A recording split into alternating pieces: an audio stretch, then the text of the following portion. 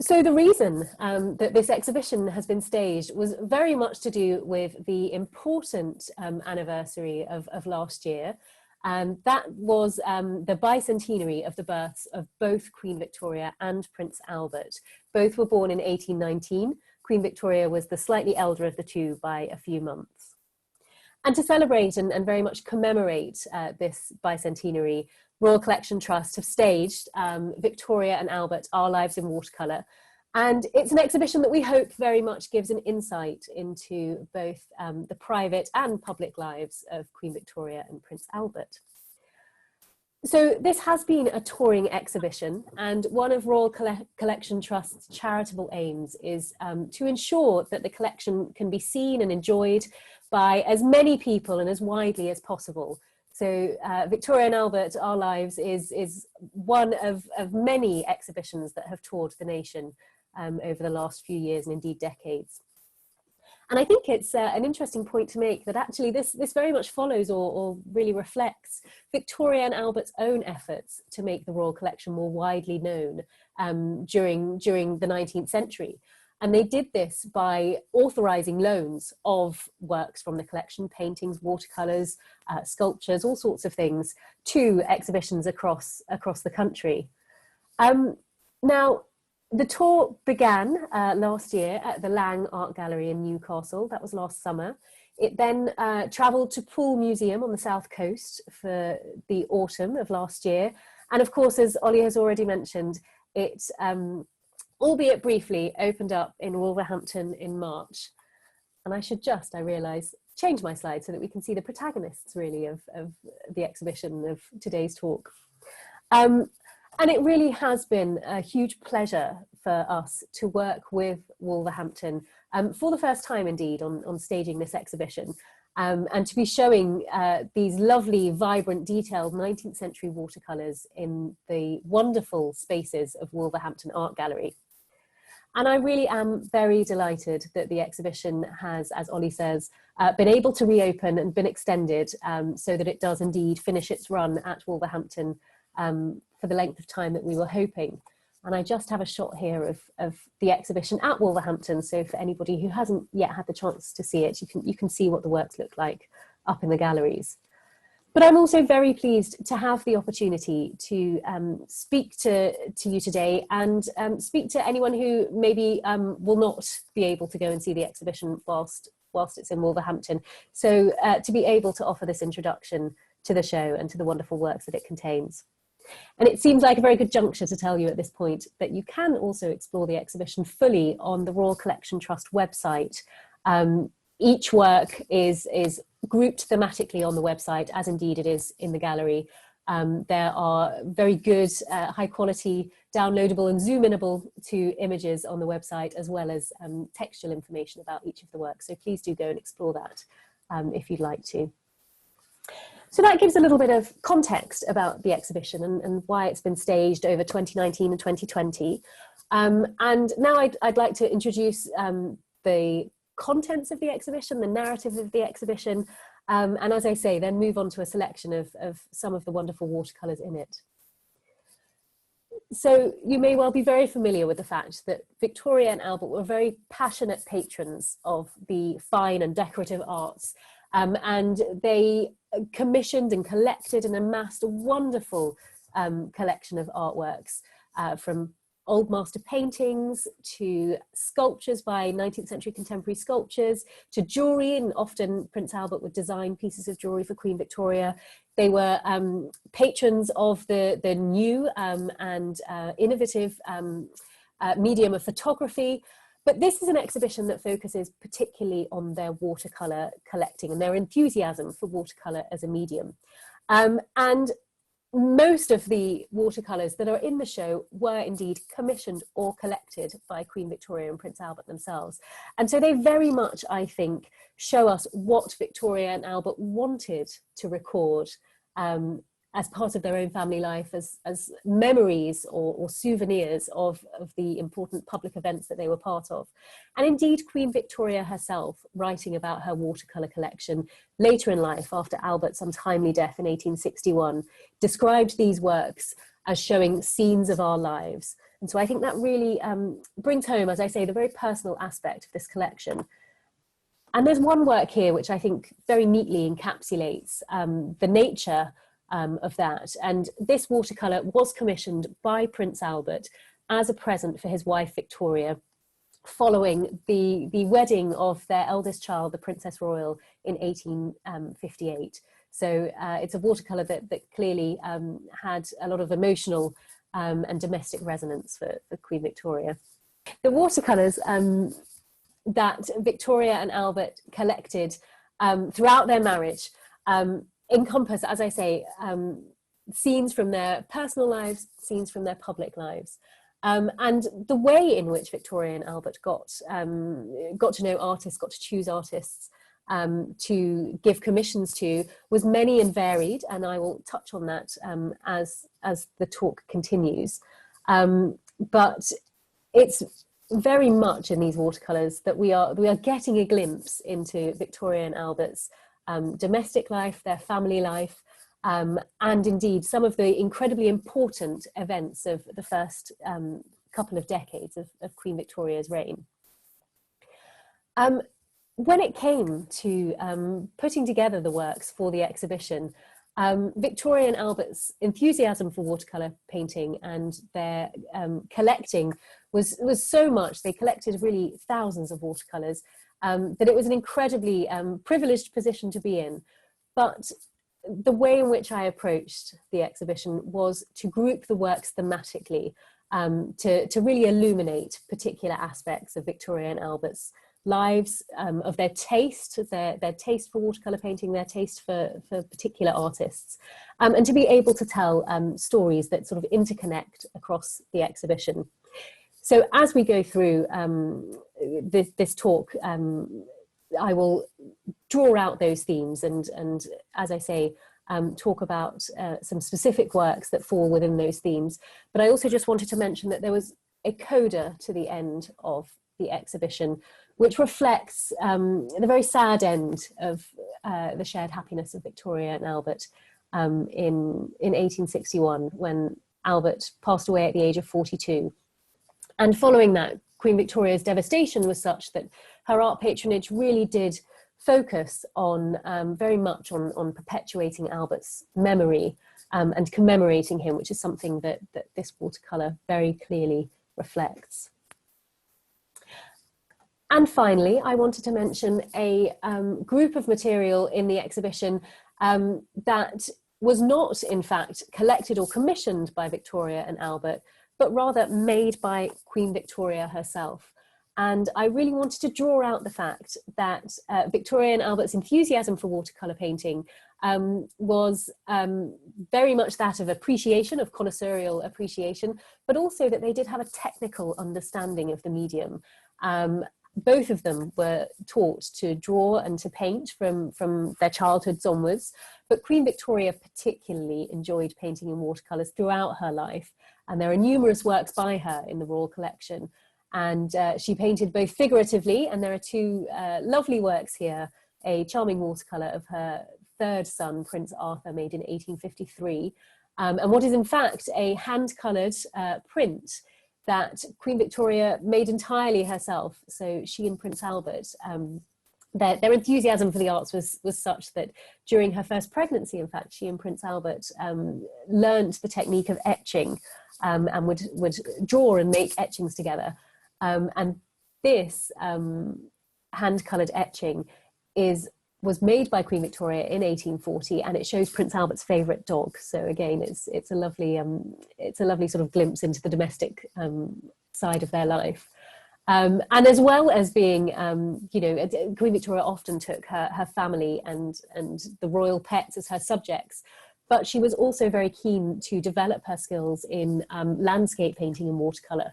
And she worked with a number of watercolour tutors from the 1840s onwards, and really developed her skills as an amateur landscape artist. And the image that you can see at the bottom of the screen here is an opening from a sketchbook, actually from much later on in Queen Victoria's life. You can see the date of 1879 there. and it's a painting of a scene that she glimpsed from a railway carriage when travelling in Italy. And I very much wanted to make the point that Queen Victoria continued to paint after Prince Albert's death. She indeed, I think, got some solace from doing so, being out in nature and observing and painting. So Queen Victoria, as I say, had a technical understanding of watercolour, which, you know, really informed, I think, her and Prince Albert's patronage and enjoyment of the media. So to move on to some of the works in the thematic groupings in the exhibition.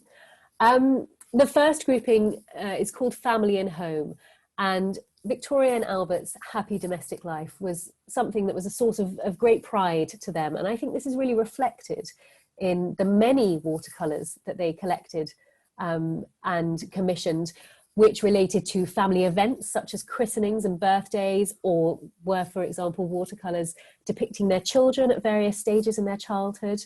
And they were very much enthusiasts for recording particular family milestones in watercolour.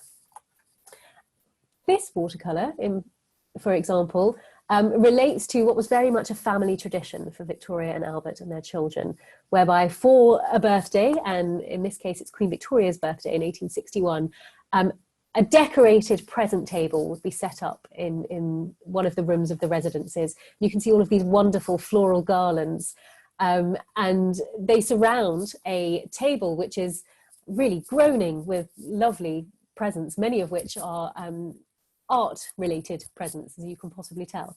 And indeed, Victoria and Albert were, as I say, such enthusiasts for art, for its appreciation, for the making of art, that they very much passed this on to their children. And again, it was a tradition for their children to present their parents with handmade gifts, such as drawings, sometimes poems, on special occasions like birthdays or Christmases. And in fact, right in the centre of this particular watercolour, at the centre of the table that's depicted here, is a watercolour that we can identify as having been made for Queen Victoria by her daughter, Princess Alice. And it's a watercolour that remains in the Royal Collection.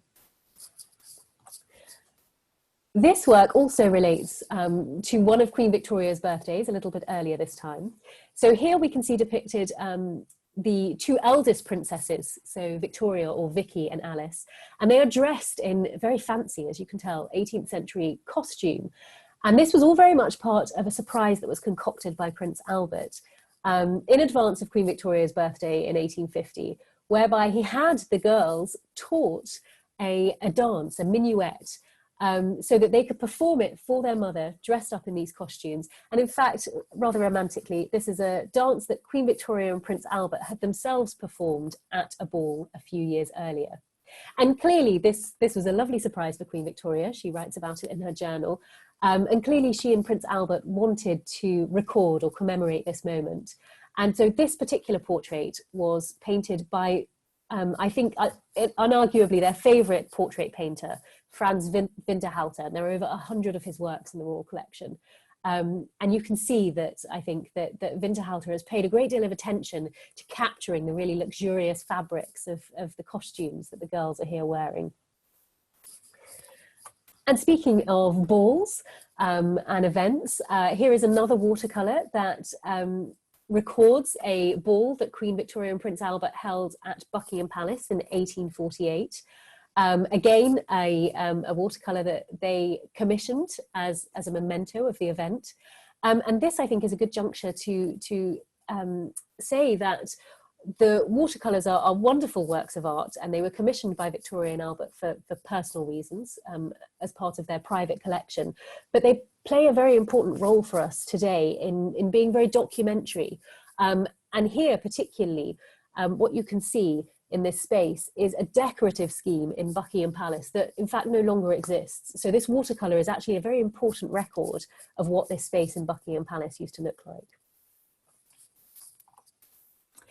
So moving on to another of the royal residences, and this I think is a watercolour that really captures the the unusual or indeed unique life that Victoria and Albert and their family lived.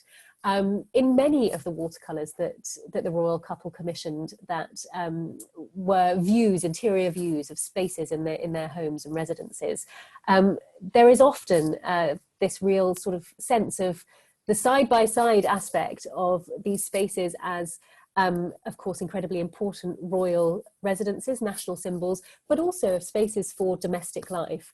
And so here, in this view of the Grand Corridor of Windsor Castle, it's, of course, an incredibly opulent space. We can see wonderful busts on plinths, old master paintings hanging in gilt frames that line the walls. But then there are two figures that you can perhaps see just in the distance approaching towards us. And these are quite probably Queen Victoria herself and Princess Alice, her second daughter, who would have only been about 3, I think, at the time of this, 3 or 4. And they've perhaps just come back from a walk outside. They appear to be wearing capes. So as I say, this very much encapsulates one of, the unique aspect of the royal family's life. Another interior view here, this time of the marble corridor at Osborne House. And again, you've got the palatial setting, but also 3 small figures in the foreground, probably 2 of the princesses and 1 of the princes, and also what appears to be one of the royal family's pets. And Victoria and Albert and their family very much loved dogs and owned many dogs. So this is probably one of the royal dogs. And so the figures, may well have been included perhaps at Victoria and Albert's request, because we know that they were very involved patrons and that they often engaged with the artists that they commissioned to paint for them and saw works in progress and gave suggestions. So it may be that Victoria and Albert here requested that the children be inserted for some sort of a piece of lively detail, and also because perhaps they make a very nice contrast with the static monumental sculptures that you can see that decorate the marble corridor here. Osborne House was one of 2 private residences that Victoria and Albert built at either end of the kingdom, in fact, for their family. They were very much hoping that they could enjoy greater privacy and freedom at Osborne House on the Isle of Wight and Balmoral in the Scottish Highlands than they could perhaps enjoy at Windsor Castle or Buckingham Palace. And they did indeed very much enjoy escaping to those particular places. They frequently went to Balmoral in the autumn, and they often invited artists to Balmoral, but also to Osborne, to capture scenes of their lives there. And this very atmospheric watercolour was painted by Carl Haag, who was a Bavarian watercolour painter who they learnt of through a familial connection. So Queen Victoria's half-brother and Prince Albert's brother had a double portrait of themselves painted by Carl Haag and sent to Queen Victoria as a Christmas gift. And Victoria and Albert very much loved this portrait and very much appreciated Haag's work.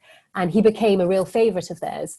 And he spent a month at Balmoral in 1853 with the royal family. And this is just one of the many watercolours he painted during that sojourn there as a souvenir for his royal patrons, effectively. And he was invited to go and watch a group of local men fishing in the River Dee, along with the royal family. And he created this wonderful watercolour. So the second theme in the exhibition is titled Travelling the Kingdom. And Victoria and Albert travelled extensively throughout Great Britain and Ireland during their marriage, often for duty, for civic duty, perhaps to be opening a new public building or some other such event. They also travelled a great deal for pleasure. One of the things they particularly enjoyed doing was making tours of the South English coast in the royal yacht. And I think an impulse that we can possibly all identify with is their wanting to commission and collect souvenirs of their holidays and of their travels. And this watercolour is one such. It shows Victoria and Albert landing at the port of St. Peter on Guernsey, which was the first time that they had visited the island in 1846. And the watercolour is painted by Paul Jacob Naftel, who was a Guernsey-born artist and in fact had his studio at St. Peter Port, so observed the royal arrival. And now, this is possibly quite an interesting story in terms of how Victoria and Albert came to commission this watercolour. And I think it shows their engagement with the wider world to a degree, in that the watercolour is very close to a illustration that appeared in the Illustrated London News in September 1846, so just a few weeks after Victoria and Albert did indeed visit Guernsey. And of course, Victoria and Albert were subjects of some interest, and the Illustrated London News, as well as many other newspapers, reported extensively on their travels and their activities. And the Illustrated London News in particular often would provide illustrations of Victoria and Albert arriving at a particular location, as it is here, or other such royal ceremonies and events. And we know that Victoria and Albert kept abreast of the published news about them. And it's possible, it would seem, that they saw this illustration in the newspaper, in the Illustrated London News, and decided that they wanted to commission a watercolour from the artist responsible thereafter. And that's where the watercolour we were just looking at came from. There is a reference in the Illustrated London News from November 1846 about reporting on the fact that Queen Victoria was graciously pleased with Mr. Naftel's illustration and delighted to commission a watercolour from him. So it does seem, as I say, as if Victoria and Albert became aware of Naftel and of his work through this particular connection. And what is also possibly further interesting is a discrepancy between the printed illustration, which presumably came first, and the watercolour view that entered Victoria and Albert's collection. And you can see the two side by side here. And the discrepancy is that in the printed illustration on the right, Victoria and Albert have clearly just arrived, and they are seen effectively from behind. And the Lord Lieutenant of Guernsey is advancing towards them, presumably to welcome them to the island. Whereas in the watercolour, as you can see on the left-hand side, we can see Victoria and Albert from the front, as it were, and the Lord Lieutenant is standing with his back to us. So the composition has been shifted slightly. So whether that's something that Victoria and Albert requested when they commissioned Naftel, whether it's something that he thought would be appealing to them, an artistic choice that he made himself, unfortunately we don't know, but it's an interesting discrepancy to point out.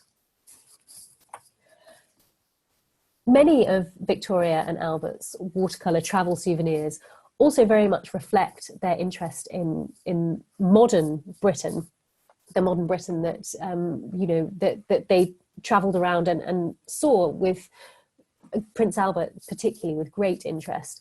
And this particular watercolour relates to a visit they made to Manchester and Liverpool in 1851, excuse me. The watercolour is painted the year after. And here we can see a view, as almost sort of bucolic, pastoral, idyllic view towards the city skyline of Manchester in the distance. But if we look closely, although the scene is sort of suffused with a very soft Italianate light, and as I say, the foreground is very bucolic, what we can see in the distance is smoking chimneys from Manchester, the great industrial city. And again, we don't know whether Victoria and Albert specified the composition of this scene, whether they commissioned William Wilde and told him that they wanted a quite romanticised view of Manchester, whether again this is something that he did of his own volition, perhaps knowing Victoria and Albert's taste, or thinking that it would be something that appealed to them. There's an interesting comparison with a sketch that Queen Victoria herself made whilst she was staying in Manchester. She was staying just outside of the city at an aristocratic house, but made this sketch looking towards it. And I think it's interesting that there are far fewer chimneys visible in Victoria's sketch, which may reflect the specific location that she was sketching from, or may perhaps tell us something about her taste and perhaps her interest more in the natural landscape than the man-made. Victoria and Albert were also, when it came to commissioning watercolours, however, extremely interested in accuracy. Victoria particularly very much wanted a portrait or a representation of an event or a place to be accurate and as she, as she knew it. And so in this instance, for example, when Victoria and Albert had travelled to Leeds, either on their way up or on their way back from Balmoral one summer, and they had opened the new town hall, they then sent Joseph Nash Jr., a young watercolour artist who was based in London, I believe, in the south of England, up to Leeds and paid his travelling expenses for him to go up there to draw and record the town hall for their souvenirs, their watercolour souvenirs. And so very much wanting him to depict the beautiful new building in all, accurately in all of its glory. The third theme of the exhibition is France and Germany, and these are two countries that were extremely important for Victoria and Albert. They had very close familial ties with Germany and close diplomatic ties with France during some of the 1840s and 1850s. And France was the country that Queen Victoria visited first outside of her own. And while Prince Albert had had the opportunity to visit different countries in Europe as a teenager, Queen Victoria had not.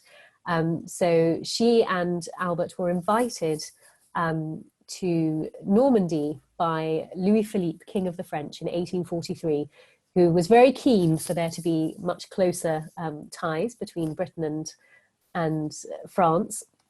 And this watercolour represents Victoria arriving in France and being greeted by Marie Amélie, the Queen. The royal couple spent a number of days over in France at the French court, and lots of entertainments and events were laid on for their experience. And Queen Victoria had a wonderful time and was delighted to have visited another country for the first time. And indeed, when King Louis-Philippe made a reciprocal visit to Victoria and Albert at Windsor Castle the following year, he brought with him as a memento, or again, a souvenir of Victoria and Albert's visit to France, what was by all accounts an incredibly handsome and luxurious album of watercolour paintings that recorded moments from Victoria and Albert's trip. And the watercolour that we were just looking at of the arrival was originally in that album that Louis-Philippe presented. And so in that way, Victoria and Albert got to know the work of artists such as Eugène Louis Lamy, who again became a real favourite of theirs. It also, presumably, I think it was both custom to watercolour collecting and watercolour and watercolour album gift giving was presumably something that Louis-Philippe felt that Victoria and Albert would be very responsive to, and certainly Victoria was delighted with the gift, which, as I say, was very handsome and very luxurious. Victoria herself, again, when Louis-Philippe visited, was keen to record particular moments of his visit, and this shows the royal party about to leave Windsor Castle for a carriage drive. And one of the interesting elements of this watercolour, I think, is that Queen Victoria often in her journal, whilst Louis-Philippe was visiting in 1854, made reference to the intense public interest in his visit, the new and significant friendly relationship between Britain and France, when that hadn't always been the case historically. And Joseph Nash, the watercolour painter here, appears to be responding to that and recording that aspect of public interest, in that you can see lots of people in the distance thronging the walkway beyond the quadrangle, and where the mound of earth rises up to the round tower. So it looks as though they were probably spectators trying to catch a glimpse of the beginning of the royal drive out. And Joseph Nash is a name that we have seen already in this presentation. Joseph Nash was responsible for the watercolour a little while back, which showed the Grand Corridor at Windsor and Victoria and Princess Alice walking along it. And he became one of Victoria and Albert's real favourite watercolour artists, particularly for his depiction of architectural detail and spaces. He had trained indeed as an architectural draftsman. And also you may have noticed that we saw a watercolour of Leeds Town Hall by Joseph Nash Jr. And Joseph Nash Jr. was indeed the son of Joseph Nash. And I think that, again, is a nice connection to highlight the way in which Victoria and Albert would come to know the work of certain artists. And then, you know, where there were also familial artistic connections, they would often then patronise an artist's son. As a means of, I think, you know, supporting those particular artists. So in terms of the relationship between Britain and France, 1848, so just a few years after Louis-Philippe visited Queen Victoria, was a year of revolution, and indeed Louis-Philippe was forced to abdicate his throne, and he and his family in fact came to England and were given accommodation by Queen Victoria. And there was a period of instability in France. There was a period of regime change, and Napoleon III came to the throne and ultimately became Emperor of France. And Victoria and Albert were very much upset by the revolutions, by the fact that Louis-Philippe and his family had lost the throne, and somewhat suspicious, I think, of Napoleon in the first place. But for various reasons, and particularly the advent of the Crimean War and the run-up to it in 1853 and 1854, it became very much incumbent upon Victoria and Albert to make connections with the new ruler in France. And this watercolour shows Prince Albert over in Boulogne with Napoleon III. And it's the instance when the Emperor and the Prince met for the first time.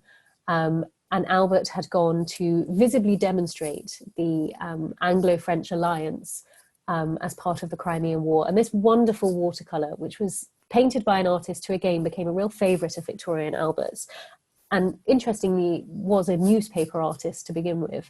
You know, there's real dynamism and colour and vibrancy in this watercolour, showing Albert's and the Emperor's reception, very enthusiastic reception in Boulogne. Prince Albert commissioned this watercolour from George Houseman Thomas, along with two others, and gave them as gifts to Queen Victoria for Christmas 1854. And now Queen Victoria had not travelled to Boulogne with Prince Albert, and she confided in her journal whilst he was away that she had rather minded being left behind. So whether this and the other two watercolours were to some degree by way of an apology from Prince Albert, I don't know, but this is a truly wonderful scene. And then the following year, the Emperor and the Empress of the French visited Windsor Castle, visited Queen Victoria and Prince Albert on a state visit that was very significant internationally. And again, Victoria and Albert, as was always the case, were keen to record particular moments from the visit. So George Houseman Thomas again here records the moment after Victoria had welcomed the Emperor and Empress to Windsor on their arrival. And the group that you can see here are about to walk up the stairs of the castle. And there's a lovely detail here. Just behind the Empress, who is wearing the green dress, is a young teenage boy. And that young boy is Albert Edward, later King Edward VII. And it's almost as though the artist has captured him looking out towards us, the audience, in a sort of moment of curiosity here. And then in return, Victoria and Albert made again, incredibly significant state visit to Paris in August of 1855. And once again, the Queen and Prince were incredibly keen to have this unprecedented visit recorded. This wonderful watercolour shows their entry into Paris by two French artists. And again, you can see the great enthusiasm, the people thronging the top of the Triumphal Arch as this incredibly impressive carriage procession goes on through their midst.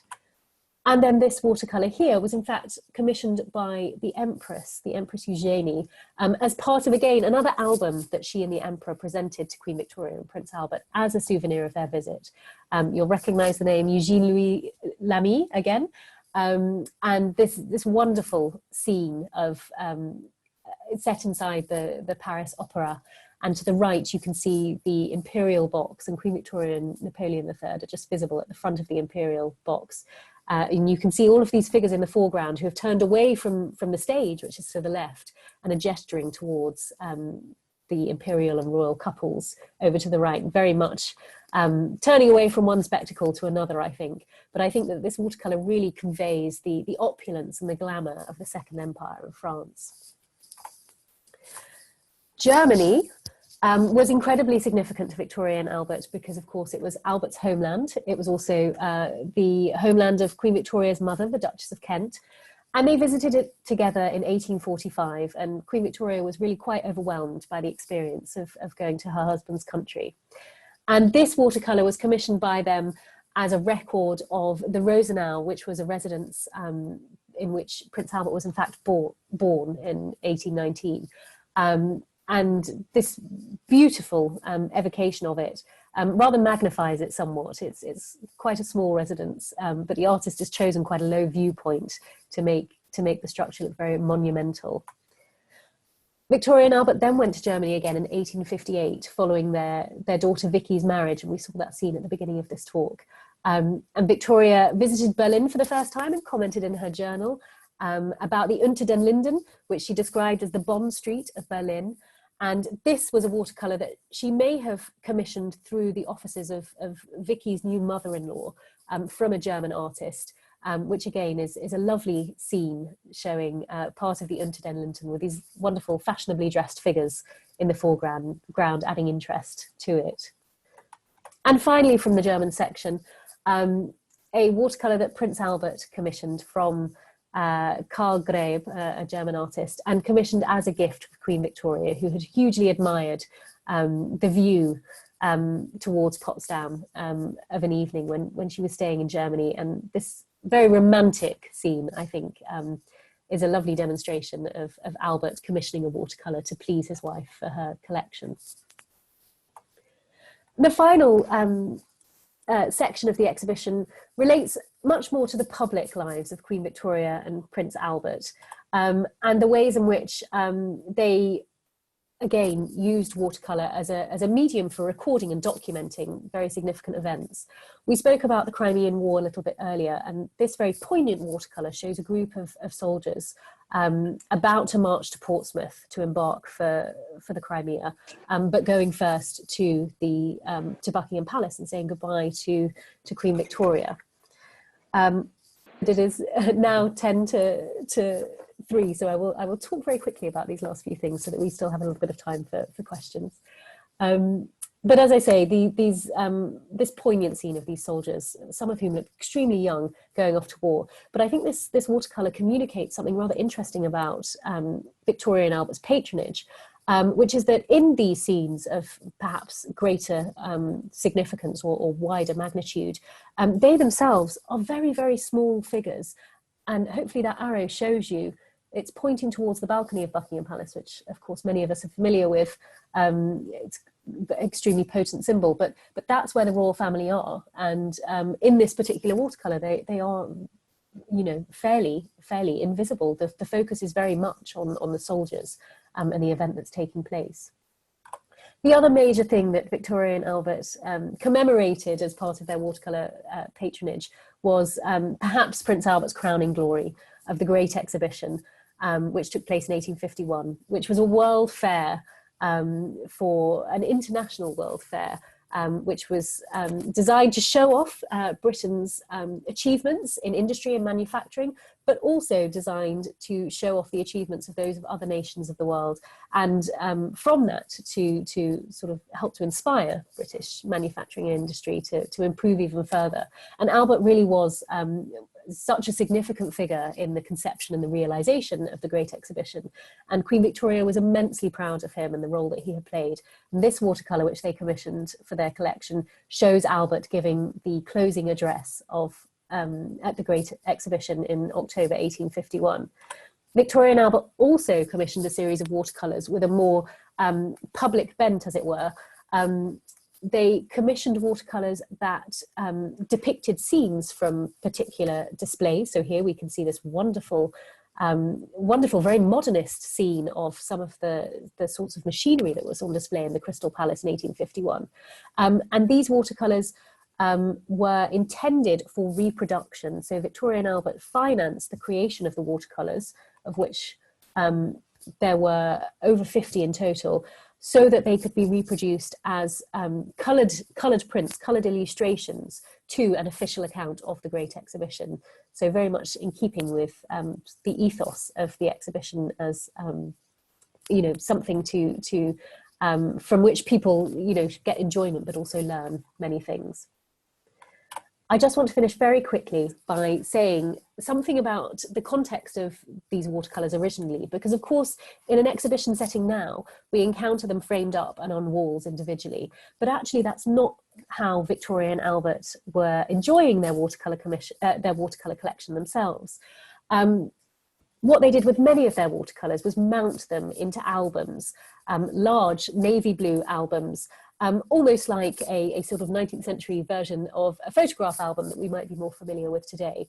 And they did this together. They chose which watercolours they were going to put in their albums. They chose the order of them. They organised their albums chronologically. And they decided what captions would be written on a page underneath each watercolour. And the albums no longer survive, and we think that this is quite probably because after Albert's death, they became such important souvenirs or mementos for Queen Victoria, that she looked at them so frequently that they rather became dilapidated, and the watercolours had to be removed from them in around about 1930, for the best preservation of the watercolours. But something that we wanted to do for this exhibition was to recreate one of these lost albums, because we do have some pieces of evidence telling us what they look like and the arrangement of them. So in a collaborative project with the Royal Bindery, we reproduced an album, and you can see the front cover of it here, to the best of our knowledge as to what it was physically like. We also made a video about this project, this facsimile album project. And again, you can encounter that on our website if you would be interested in watching it. But really it was to give people a sense of how Victoria and Albert themselves would have spent happy, quiet evenings turning the pages of their albums and looking at the watercolours and remembering lovely events from their private and public lives. Thank you. Thanks, Carly, for taking us through on a kind of virtual tour of the exhibition so thoughtfully. And for that wonderful talk. We do have a few minutes left for questions. I can't see any in the chat box yet, but if you do have a question for Carly, do feel free to kind of add it into the chat. As I said, you can access the chat by clicking on the chat icon at the bottom in the middle of your screen, and you should then be able to type any questions you have into the box there. I might just kick off with one, if you don't mind. Of course. I don't know if it is a question, really. We'll see how it comes out. But, you mentioned at the end there the facsimile album, and clearly these works had great kind of personal significance for Victoria and Albert, and there was a very private aspect to the way in which they collected them and kind of collected them into these albums in particular to look through. But I'm really interested in this sort of public-private aspect of some of the works as well. And the fact that some of these artists were also working as newspaper illustrators. And, I'm thinking about the work that you mentioned showing Napoleon III and Prince Albert in Boulogne. Some of them have that very newspaperly feel. So I was just wondering if there are any examples of it sort of going the other way, where maybe these images were commissioned and then sort of disseminated more widely. Or do you think it was more a case of the scenes would have been captured first by for the purpose of kind of newspaper illustration, and then always kind of turned into a private kind of No, that's a great question. I think there are instances of it going the other way, of Victoria and Albert commissioning works and then them being circulated in print form. Possibly, you know, some of the more obvious instances are portraits of the children. So, you know, Queen Victoria and Prince Albert might commission a particular artist to paint a portrait of one of the princes and princesses, and then, you know, allow that image to be reproduced as a print that would have been available for purchase effectively. But yes, it does seem to go both ways, and it is incredibly interesting. Victoria and Albert, I think, were rather canny at managing their public image. Another instance is, for example, I was showing you some interior scenes of Windsor Castle earlier on in the talk, and Joseph Nash, the artist responsible for those, published a volume called something like Views of Windsor Castle in 1847, and he did so with Victoria and Albert's permission, and he dedicated the volume to Queen Victoria. And some of the illustrations in that publication are based on watercolours that that were in Victoria and Albert's collection. Some aren't, but in the case of the ones that aren't, they had clearly given him permission to be in those spaces, to be painting them, to be recording them for this public dissemination. So yeah, it's very interesting. Yeah. Really, they were very canny. Yes. And I do want to mention as well on that point that we have a great image from the London Illustrated News of Queen Victoria visiting Wolverhampton later on in her life, where she knighted the mayor and she sort of unveiled the equestrian statue of Prince Albert, which stands in Queen Square today. And that kind of relates to what you were saying earlier about Victoria's kind of later patronage, focusing on memorialisation of Absolutely. Albert. Okay, we have a couple of questions coming through as well in the chat. So Frank Sharman asks, why watercolours and why not photographs? Oh, that is an excellent question. And of course, Victoria and Albert were such important early patrons of photographs that that effectively would certainly be an exhibition in and of itself. I think in this particular instance, my specialism is prints and drawings, and so watercolour. So this is an exhibition that I had curated and, as I say, therefore sort of reflects my specialism. But there is a wonderful collection of 19th century photographs in the Royal, within the Royal Collection's holdings. Some of those have been exhibited before. There was a show about 10 years or so ago called Victoria and Albert Art and Love, which looked at their patronage broadly, looked at their interest in painting, sculpture, photographs, watercolour. But indeed, we could certainly put on an exhibition of Victoria and Albert as patrons of photographs, entirely as its own subject. And I hope that certainly one of my colleagues will in the future. Yes. Is my audio on? It is now, yeah. Oh right. I'm sorry. Yeah. There is this book by Francis Diamond and Roger Taylor, Crown and Camera. And I noticed that one of them in it is a table of presents. Yeah. Queen's birthday at Osborne. Exactly the kind of thing that they were trying to record. And it would be interesting to speculate on why they,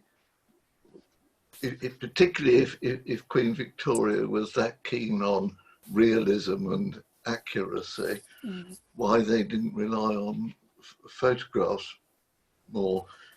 And I suspect that quite a lot of the watercolours of events and of places may have been taken from photographs.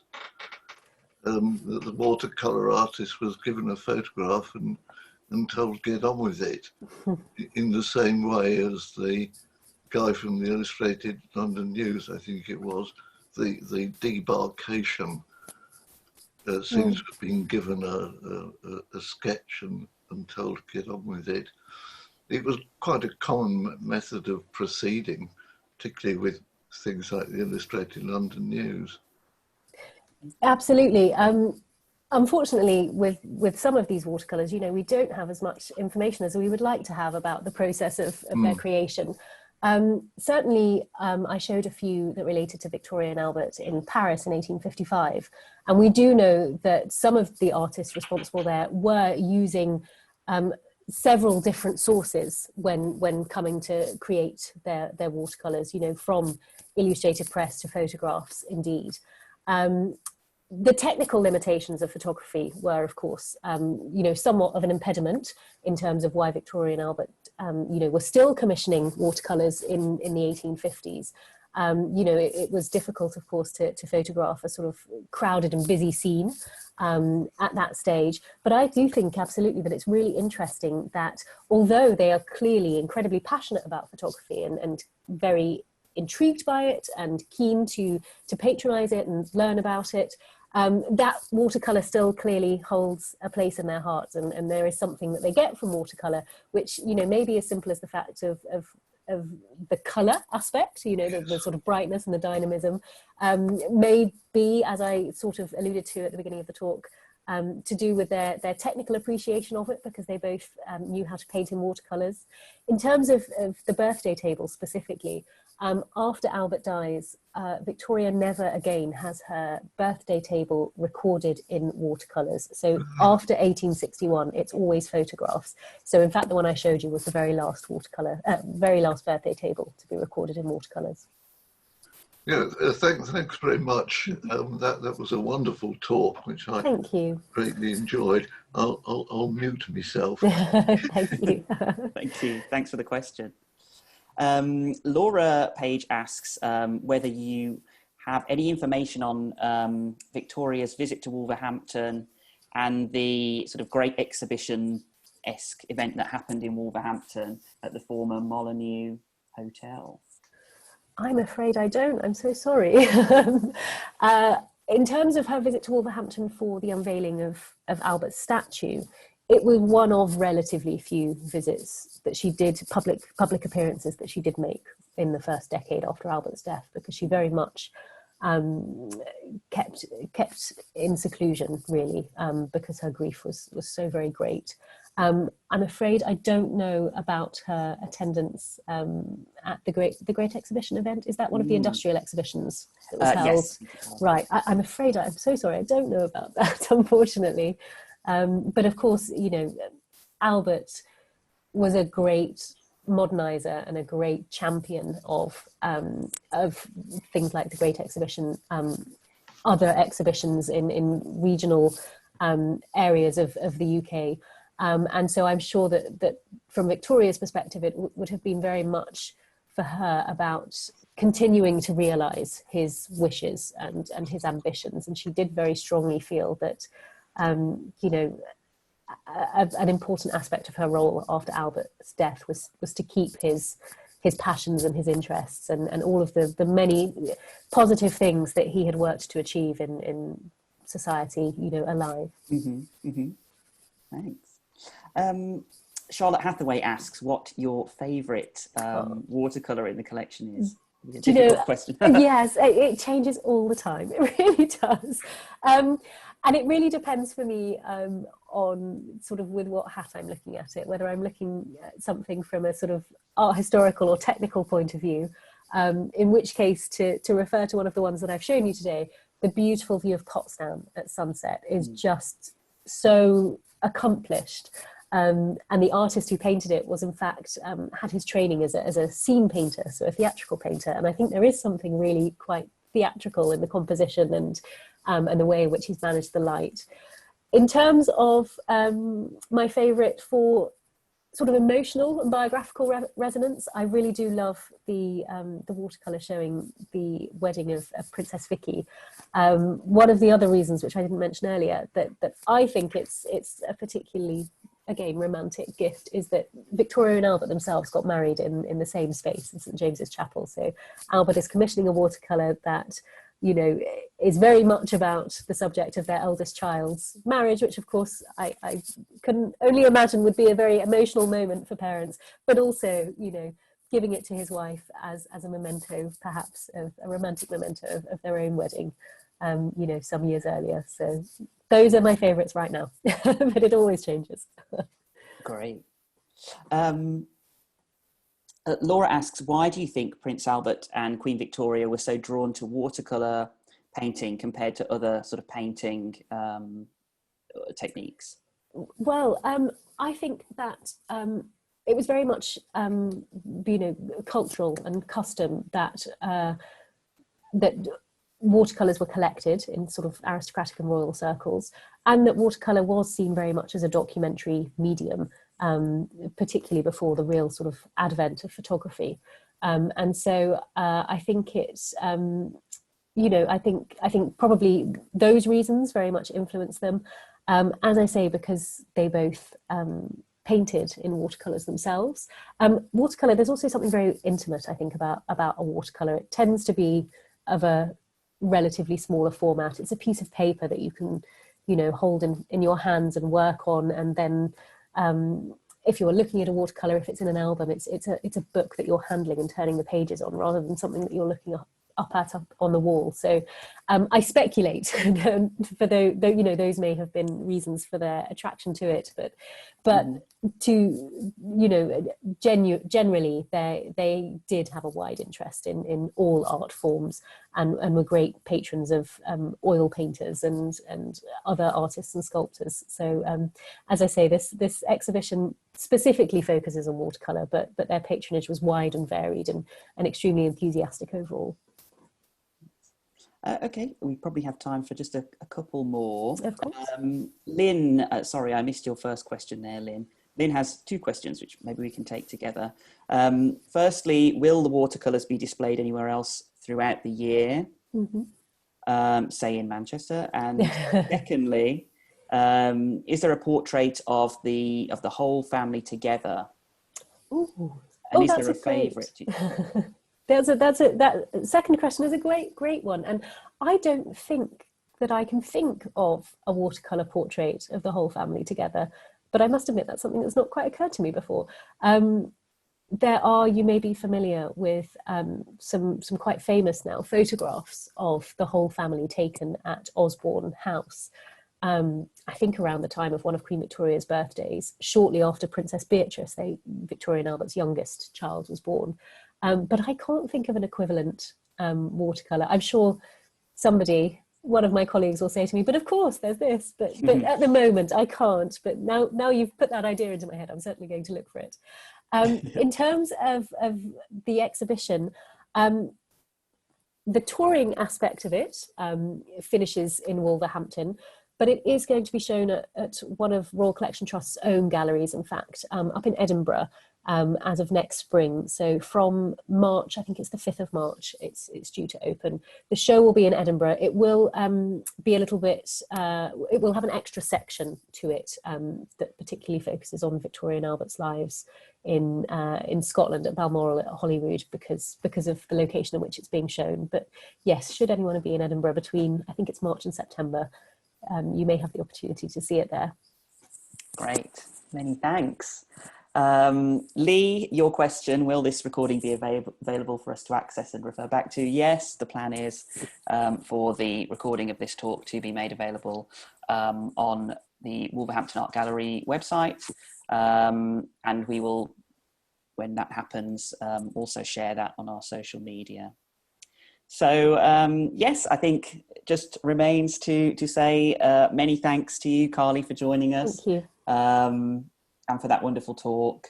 As I mentioned at the start, the exhibition is open at Wolverhampton Art Gallery until Sunday, the 27th of September. So you have a few more weeks to see the show. There's also a publication, a catalogue authored by Carly, which is available for you to pick up in the Art Gallery shop. So yes, please do come and visit. And thank you, Carly, again. Thank you very much.